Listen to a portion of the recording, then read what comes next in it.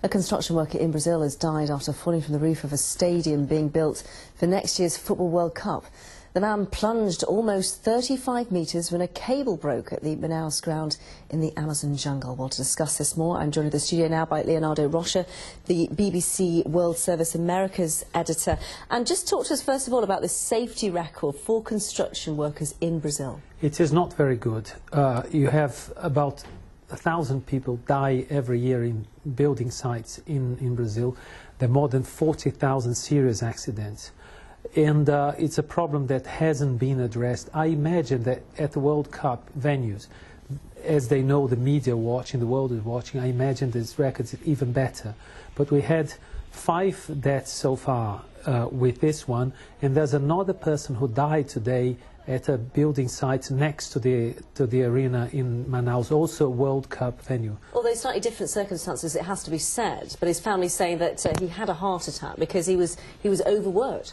This man was 49 and his body was found there, and they say it was a heart attack. Yes, his family said he worked non-stop, Sunday to Sunday. We have to bear in mind that they're rushing to finish these events, these venues.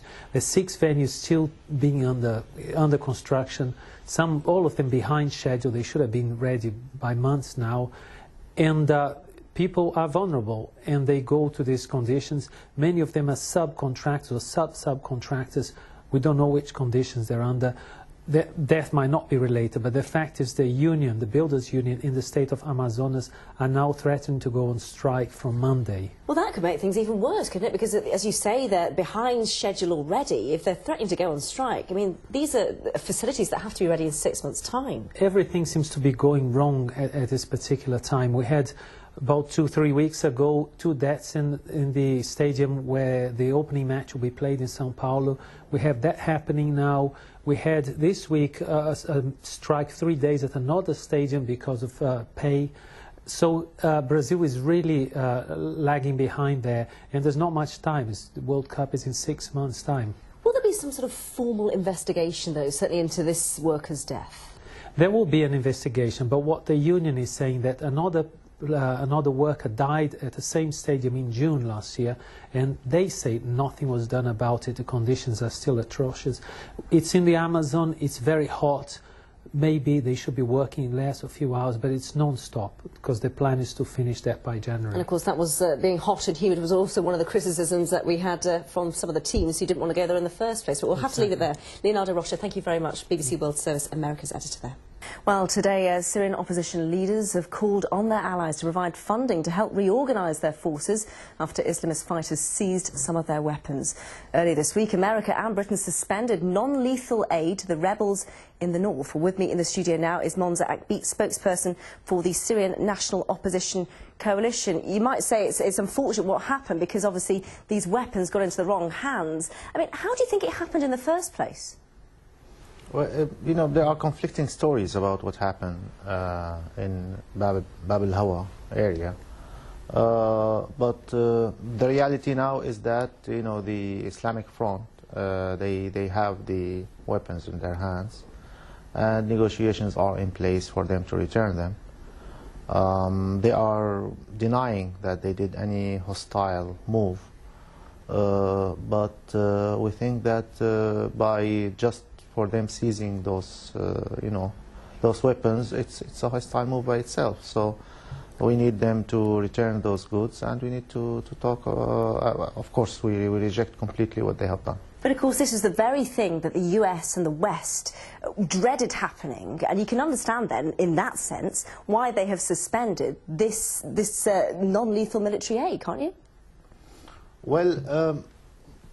Of course, we understand where it comes from. That, you know, the USA is always saying that, you know, we don't want to extend help or support in, you know, military weapons or things like that, because they are afraid that it will go in the wrong hands. But it's happened, hasn't it? So what are you going to do now? Yeah, but of course, you know, I have to say that if the moderate forces on the ground, they were strengthened by the friends and the allies since the very beginning.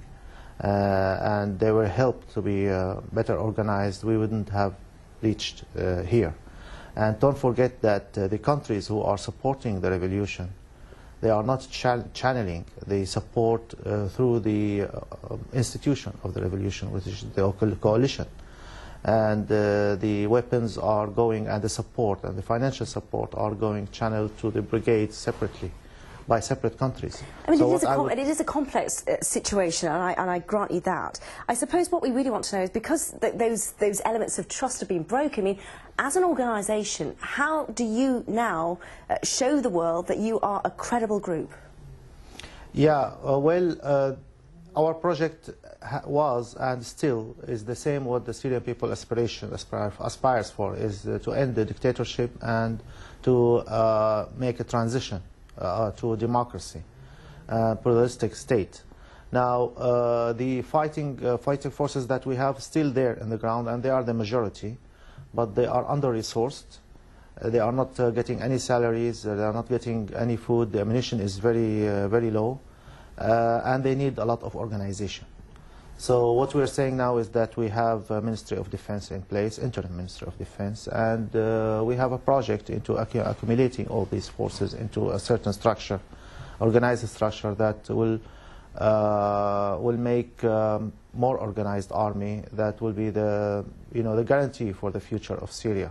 We're going to have to leave it there. We could talk more on this, I'm sure. Monza Akbik, spokesperson for the Syrian National Opposition Coalition, thank you very much. You're welcome.